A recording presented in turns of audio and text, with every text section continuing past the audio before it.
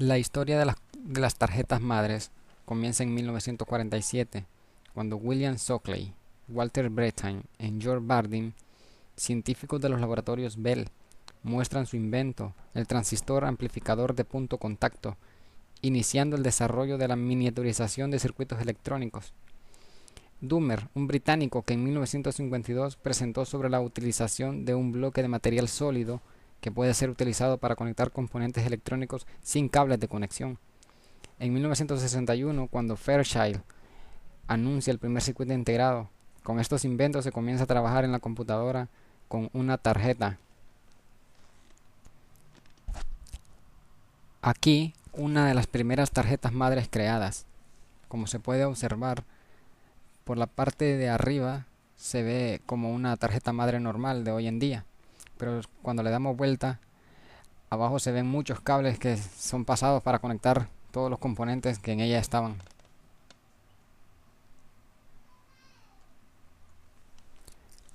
La tarjeta madre surge de una tecnología bastante reciente, que es lo de los circuitos impresos, una o varias capas de obleas de material aislante, Pertinax en el caso más común, cubierta del material conductor, que puede ser cobre o plata, sobre la que se dibujan las pistas y contactos de los componentes y conectores que irán soldados sobre ella.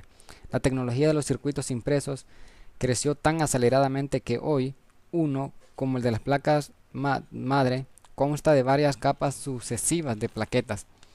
Si analizamos la PC desde el punto de vista de su funcionamiento y aplicaciones, no quedarán dudas que el elemento central del equipo es el microprocesador.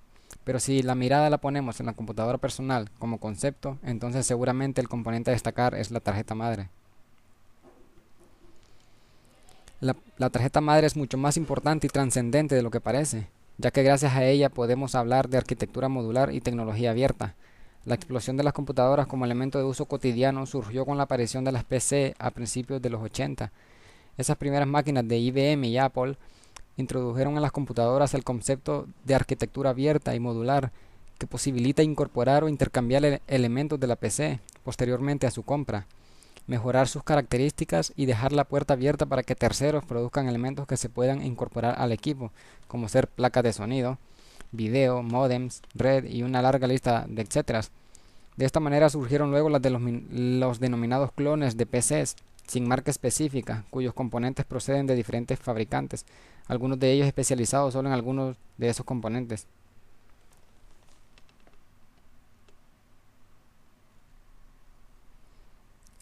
Las primeras PCs venían con las memorias y microprocesadores soldados a la placa o en zócalos incómodos que hacían muy difícil su intercambio, pero luego las placas mejoraron estos zócalos de tal manera que se pudieron colocar en ellos memorias y microprocesadores compatibles.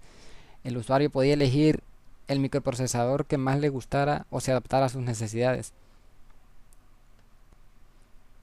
Esto duró poco. Con el paso del tiempo, los fabricantes de microprocesadores cierran sus nuevas arquitecturas a otros fabricantes de módulos, y el camino en pos de una apertura y las posibilidades del equipo evolucionó. Se volvió entonces a los diseños propietarios, por lo que una placa solo sirve para determinada marca y modelo de procesador. Las PCs todavía conservan mucho de su modularidad, gracias a que el concepto de placa motherboard permanece inalterable. Esto permite personalizar la PC según el gusto o necesidad del usuario. Por ejemplo, podemos hacerla más apta para trabajar con video, mejorando los elementos relacionados con la multimedia, o bien despojarla de todo eso si será usada simplemente para tareas de oficina. Como resumen, podríamos decir que la tarjeta madre es la parte principal de un computador, ya que nos sirve de alojamiento de los demás componentes, permitiendo que estos interactúen entre sí y puedan realizar procesos. Ahora veamos los factores de forma. El factor de forma indica cuáles son las dimensiones físicas y el tamaño de la placa, lo que determina qué tipo de gabinete se usará. El factor de forma también indica de qué manera se ordenan espacialmente los diversos componentes, ya sean slots, sockets del procesador, bancos de memoria, etcétera, en la superficie de la tarjeta madre. Los principales son AT y ATX, junto con sus variantes Baby AT, Micro ATX y Flex ATX. Muchas veces los fabricantes adoptan solo uno de estos criterios para el diseño de sus productos. Así la mayoría de las tarjetas madres AT vendidos en los últimos tiempos tienen una organización de componentes propia de la norma ATX y solo conservan las dimensiones de una placa AT. Los formatos AT y Baby AT son compatibles entre sí. Esto significa que se pueden intercambiar en el mismo gabinete.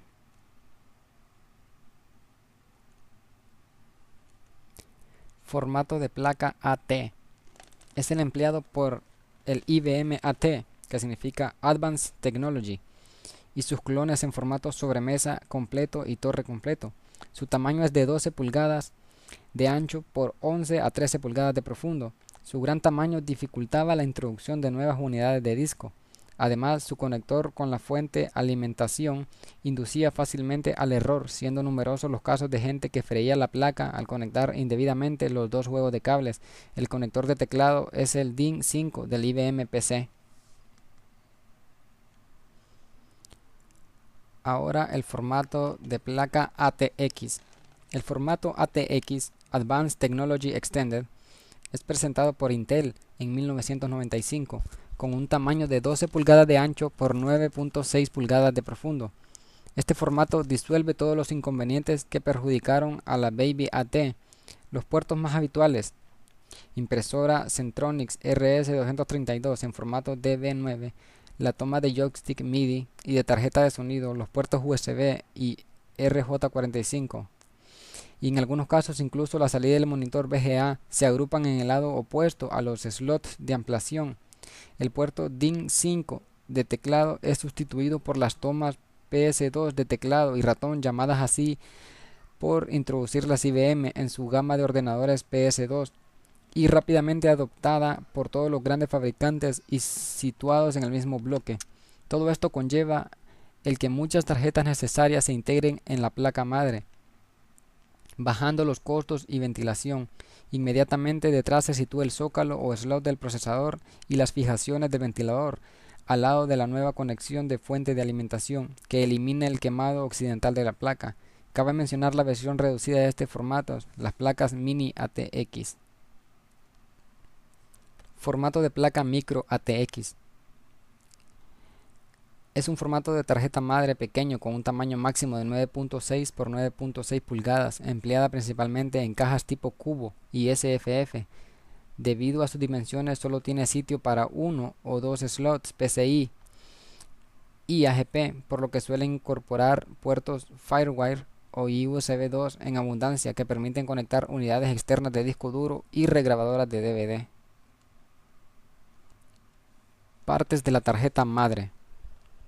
Entre ellas están el BIOS, las ranuras PCI, la caché, el chipset, conectores USB, los zócalos, las ranuras DIMM, ranuras SIMM, conector EID, conector disquetera, ranuras AGP, ranuras ISA, el pila del sistema, conector disquetera y el conector electrónico, entre otros.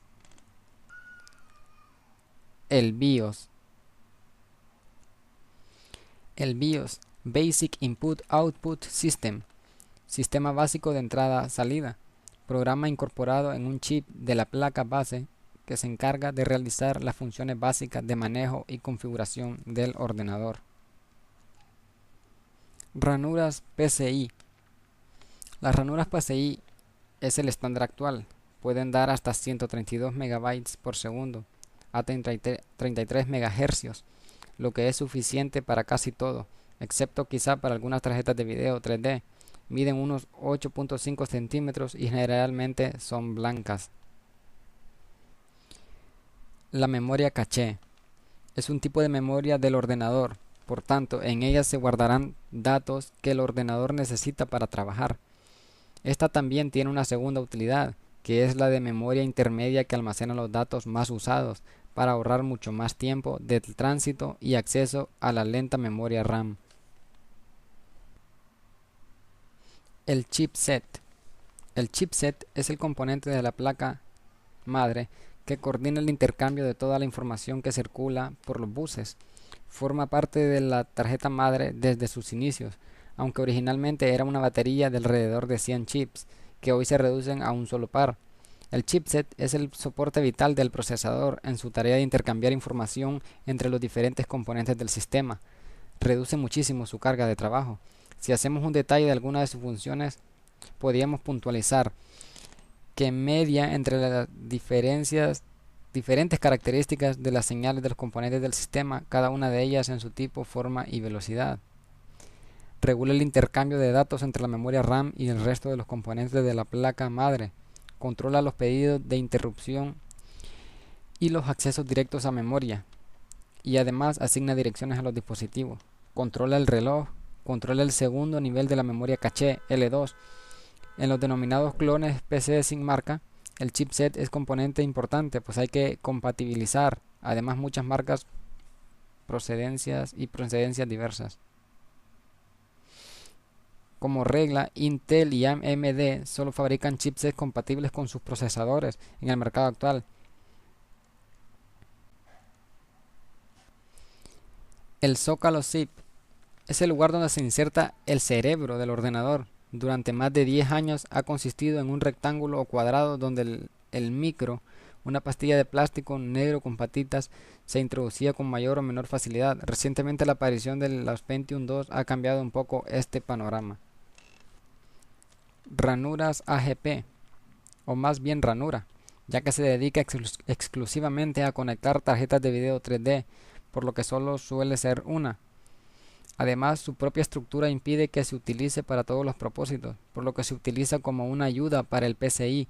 Según el modo del funcionamiento, puede ofrecer 264 MB por segundo o incluso 258 MB por segundo. Mide unos 8 centímetros y se encuentra bastante separada del borde de la placa. Ranuras ISA son las más antiguas, un legado de los primeros tiempos del PC. Funcionan a unos 8 MHz y ofrecen un máximo de 16 MB por segundo, suficiente para conectar un módem o una tarjeta de sonido, pero muy poco para una tarjeta de video. Miden unos 14 centímetros y su color suele ser negro. Existe una versión aún más antigua que mide solo 8.5 centímetros. La batería del sistema se encarga de conservar los parámetros de la BIOS cuando el ordenador está apagado. Sin ella, cada vez que encendiéramos tendríamos que introducir las características del disco duro, el chipset y la fecha y la hora. Conectores internos. Bajo esta denominación englobamos a los conectores para dispositivos internos, como puede ser la disquetera, el disco duro, el CD-ROM o el altavoz interno, e incluso para los puertos serie, paralelo y de joystick. Tarjeta madre con dos procesadores. Este tipo de placa base puede acoger a varios procesadores, generalmente de 2, 4, 8 o más. Estas tarjetas multiprocesador tienen varios zócalos de microprocesador, lo que les permite conectar varios microprocesadores físicamente distintos, a diferencia de los procesadores de doble núcleo. Cuando hay dos procesadores en una placa base, hay dos formas de manejarlos. El modo asimétrico, donde a cada procesador se le asigna una tarea diferente. Este método no acelera el tratamiento, pero puede asignar una tarea a una unidad central de procesamiento, mientras que la otra lleva a cabo una tarea diferente. El modo simétrico, llamado multiprocesamiento simétrico, donde cada tarea se distribuye de forma simétrica entre los dos procesadores. Linux fue el primer sistema operativo en gestionar la arquitectura de doble procesador en x86. Sin embargo, la gestión de varios procesadores existía ya antes en otras plataformas y otros sistemas operativos. Linux 2.6 maneja multiprocesadores simétricos y las arquitecturas de memoria no uniformemente distribuidas. Algunos fabricantes proveen placas base que puedan acoger hasta 8 procesadores, en el caso de Socket 939 para procesadores AMD Opteron y sobre Socket 604 para procesadores Intel Xeon. Y por último, una tarjeta madre con todas sus partes.